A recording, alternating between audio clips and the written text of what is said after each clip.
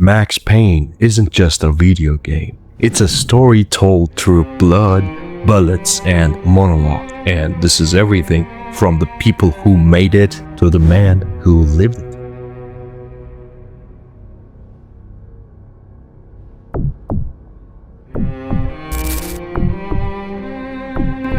Section 1. Introduction. The birth of a Noir legend. Hey everyone! Today we're diving deep into one of the darkest, most iconic stories in gaming history. A game that changed the rules. A character who never had anything left to lose. This is the complete story of Max Payne. From painkillers and bullet time to betrayal, tragedy, and redemption. Let's talk about how this game reshaped storytelling in gaming and why it's still unforgettable. Max Payne 1. The story begins. No!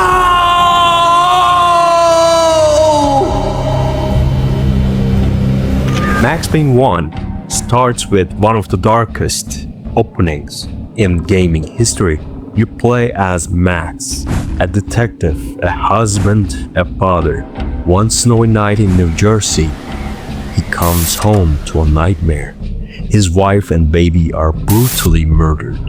The killers are high on a new designer drug called Valkyrie. The moment breaks him. He joins the DEA and goes undercover, determined to track down the source of the drug and take revenge. What starts as a street-level crime story quickly unravels into something far deeper. Valkyrie isn't just a drug. It's part of a military experiment called Project Valhalla, created by a corporation named Azer. This isn't a simple revenge plot. It's a descent into a web of corporate corruption, secret societies, and psychological warfare. Max's journey takes him through the darkest corners of New York. He faces deranged cultists, mob families, and military contractors. One of the first major figures he confronts is Jack Lupino, a drug-addled mobster obsessed with satanic visions. Die! You'll die! You'll die! Now! Oh, die! Their showdown inside a candlelit church is brutal, chaotic, and unforgettable. Soon after, Max crosses paths with Mona Sachs, a contract killer with her own agenda. Hey!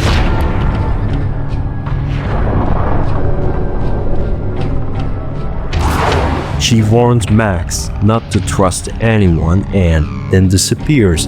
Max later learns she is the twin sister of Lisa Punchinello, the mob boss's wife. Lisa is murdered. Max is framed, and suddenly he's wanted by the very cops he once worked with. As the story unfolds, Max is betrayed by BB, a former colleague who lures him into a trap and nearly kills him. Wounded and hunted, Max uncovers the truth that Nicole Horn, CEO of Azer Corporation, ordered the death of his family to cover up the Valkyrie project. In the final act, Max meets Alfred Wooden, a mysterious figure from the inner circle, a secret society of political and corporate elites. Wooden offers Max protection if he kills Horn. Max fights through Azer Tower, taking down Horn's private army. In the climactic finale, he destroys the tower's antenna, crushing Horn beneath the wreckage. Police arrest him, but Wooden pulls strings. Max walks free. The first game ends not with victory, but with survival. Max has avenged his family, but at a terrible cost. The world he knew is gone. He's a man forever changed. Max Payne 1 was more than just a shooter. It was a revolution. Bullet time, graphic novel storytelling, and noir voiceovers gave it a style and emotional weight few games had ever attempted. It felt cinematic, it felt personal, and most of all, it felt real.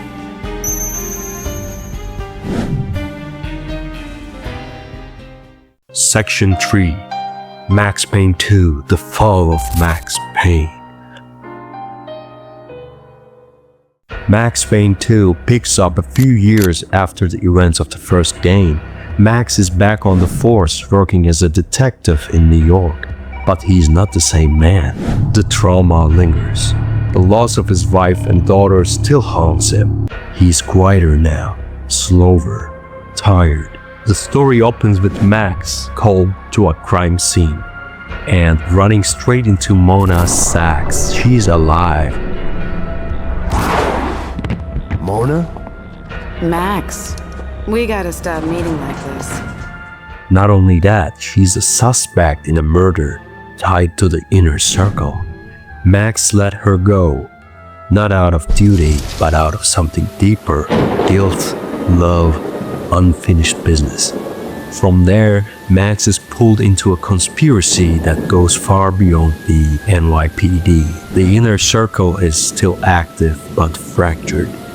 Alfred Wooden is still pulling strings, and Vladimir Lem, a former ally, has become one of the city's most powerful and dangerous men. He wants control of the criminal underworld, and he will kill anyone in his way. Throughout the game, Max navigates betrayal after betrayal. Cops, politicians, mobsters, nobody is clean. The narrative is tighter, more introspective, and far more tragic than the first game. This time, Max is not just chasing the revenge, he's chasing meaning, redemption, peace. At the heart of the story is Mona. Her relationship with Max is messy and layered. They protect each other, distrust each other, love each other. In the end, it is that connection that dooms them both. Gameplay-wise, Max Payne 2 refined everything the first game introduced. Bullet time was smoother, gunplay is more precise. The Havoc physics engine brought realistic ragdoll effects and dynamic environments. You could throw grenades into rooms and watch furniture explode. Shootouts became brutal ballet of slow motion and chaos. The level design is also more cinematic. You explore a collapsing construction site, a twisted funhouse, and surreal nightmare sequences pulled straight from Max's subconscious. Every chapter is soaked in mood: rain, fire, snow, blood. Tactics. In the final act, Vladimir Lem kidnaps Mona. Max storms his base alone, wiping out Lem's men and confronting the traitor himself. Lem is killed, but in the chaos, Mona is shot. Max holds her in his arms as she bleeds out. He begs her to stay, but she dies, just like everyone else he ever loved. The game ends in silence, a hospital room. Max is alive but hollow. He smiles, a small, tired smile, like he's finally letting go, or maybe he's just giving up. Max Payne 2 is the emotional core of the trilogy, a story about grief, love, and the weight of survival. It is not just a follow-up, it is a conclusion, a farewell, even if the world did not know it yet. Section 4. Max Payne 3: Rockstar's Direction. Max Payne 3 opens in a different world, a different Max. Gone are the snowy rooftops and shadowy alleys of New York. This is Sao Paulo, Brazil. Sun-drenched, loud, chaotic. Max is older, bold, scarred, addicted to painkillers and whiskey. He's not just broken, he's hollow. Years after the death of Mona Sachs, Max has left the NYPD behind and taken a job as private security for the wealthy Branco family. But nothing stays clean for long. When the Brancos get caught in a web of kidnappings, cartel violence, and political corruption, Max is drawn back into the only world he understands, one where the line between justice and survival is blurred beyond recognition. As Max spirals deeper into the violence, the ghosts of his past come clawing back. He drinks more, he numbs the pain with pills, but the monologue never stops, and that voice, that cold poetic narration, is more tired now, more honest. James McCaffrey delivers every line like a man choking on memory. You feel the weight in every breath. But Max Payne 3 is not just about atmosphere, it is about reinvention. Rockstar takes full control of the franchise here. They use the Euphoria engine to power cinematic shootouts, where enemies react dynamically to each bullet. The game adds a new cover system and slows down time with dramatic flair. Bullet time still exists, but it has evolved. Now you can dive off balconies, crash through windows, and turn every room into a final stand. The story is linear, tight, and brutal. There are no graphic novel panels, no surreal dream sequences, just blood, betrayal, and neon lights. But even with all that change, the soul of Max Payne remains. Because beneath the South American heat and the endless gunfire, it is still about grief, about a man trying to outrun the past and losing every time. The ending? Max uncovers a conspiracy that reaches into government, police, and private industry. He kills the last mayor responsible, and then he walks away. Just walks into the sunset. No sequel, no follow-up, just Max. For some fans, it was too different. For others, it was a masterpiece. But either way, it was final, a bullet point on the last page of a bloody, beautiful trilogy. Max Payne 3 wasn't trying to relive the past. It was trying to bury it.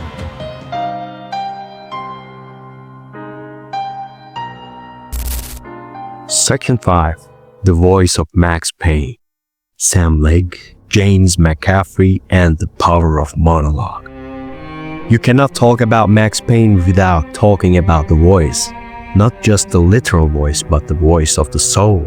The voice that told you the world was crumbling, that love was a trap, and that revenge was not redemption. In the first Max Payne, there was no budget for actors, so the writer, Sam Lake, became the face of Max. And not just the face, he gave Max his voice. A bit stiff, sure, a little off, but it worked because it was raw. Every line felt like it was coming from a man who had lost everything. But starting with Max Payne 2, a new voice took over. James McCaffrey, a veteran actor with a deep-cracked delivery that sounded like it had been through war. He was not just reading lines, he was bleeding through them. He became Max, and he never stopped. By Max Payne 3, James was not only the voice, he was the body.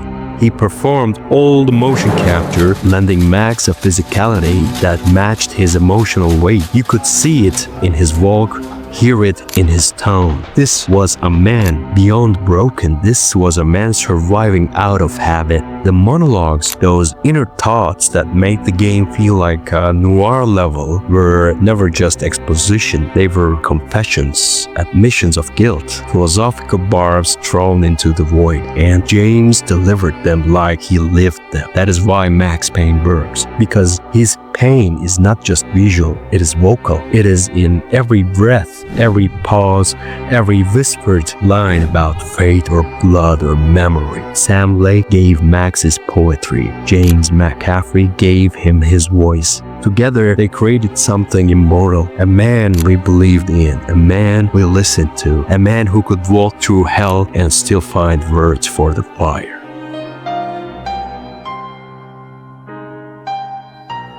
Section 6. Bullet time, shoot dodging, and revolutionary game mechanics. There's a reason people still talk about Max Payne. It wasn't just a story, it wasn't just a voice, it was the way it felt in your hands. From the first moment you dodged sideways in slow motion, everything changed. This was bullet time, a mechanic that gave you control of time itself. The world slowed down, bullets blurred past your head, glass exploded, your coat fluttered like you were inside a movie. But this wasn't a cutscene, you were in control. Every shot you fired, every dive you took was yours. Before Max Payne, no game had ever made you feel like this. You didn't just play a hero, you moved like one. Inspired by The Matrix and John Woo films, the devs at Remedy created something that would be copied for decades, but no one ever quite got it right. Shoot dodging was another stroke of genius. You weren't stuck behind cover, you could launch yourself across a hallway, dual pistols blazing, land on your back, and keep firing. It made every room a puzzle, every fight a performance. You didn't run and gun, you danced with death. In Max Payne 2, they perfected it. They added the Havoc physics engine. Bodies fell realistically, furniture exploded, grenades had weight. When you shot someone near a staircase, they didn't just drop, they rolled, crashed, folded. The world reacted to your chaos. It felt alive. Then came Max Payne 3. Rockstar took it to the next level. Bullet time evolved again, more cinematic, more violent. Enemies responded dynamically. Hit someone in the leg, they stumbled. Shoot them mid-leap, they spun in the air. Everything was powered by the Euphoria engine. It wasn't animation, it was simulation. Even the reloads had impact. Max would dive behind the table, fire until the last bullet clicked, then fumble a magazine and while blood pooled around him. It was messy, it was human, and it never broke the illusion. What made Max Payne's mechanics special wasn't just the innovation, it was how it all served the story. Max wasn't a superhero. He wasn't invincible. Every fight could be his last. Every bullet could end the chapter, and the game never let you forget that. Other games added slow motion. Other games used ragdoll physics, but Max Payne made it art. Section 7. The comic books and the extended universe. The Max Payne universe did not just end with the games. To bridge the gap between Max Payne 2 and Max Payne 3, Rockstar released a 3-part comic book series called Max Payne 3 The Complete Series. The comics were co-written by Dan Houser and Sam Blake, combining the legacy of Rockstar and Remedy. They dive into Max's life after the events of the second game. You see his fall from the NYPD, his spiral into alcohol and self-destruction, and the chain of events that eventually take him to Sao Paulo. The comics fill in emotional and narrative gaps that the games only hinted at. You learn more about Mona's death, about how Max is consumed by guilt, about the systems of power that continue to use men like him and then discard them. The style of the comics mirrors the tone of the games, gritty, stylized, and drenched in inner pain. If you are a fan of the trilogy, these books are a must. They make the story even richer. Section 8. Remedy, Rockstar, and the Years of Silence. After Max Payne 3, the series went silent. No sequel, no spin-off, just years of silence. Rockstar had moved on to Grand Theft Auto 5 and Red Dead Redemption 2, billion-dollar franchises.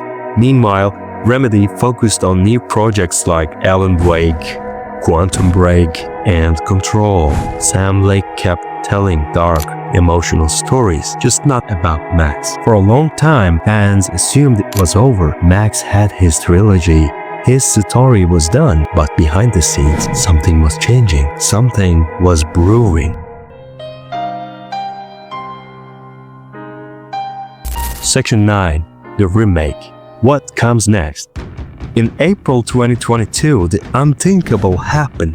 Remedy Entertainment and Rockstar Games announced they were teaming up once again, this time to remake Max Payne 1 and 2. These are not just remasters, they are full remakes, rebuilt from the ground up using Remedy's Noir engine, the same engine behind Control and Alan Wake 2. Sam Lake is back as the creative lead, and James McCaffrey is involved again. The original spirit of the game is being preserved, but brought to modern standards. This remake is not just a technical update. It is a chance to tell Max's story again, with the emotional weight and visual power it always deserved.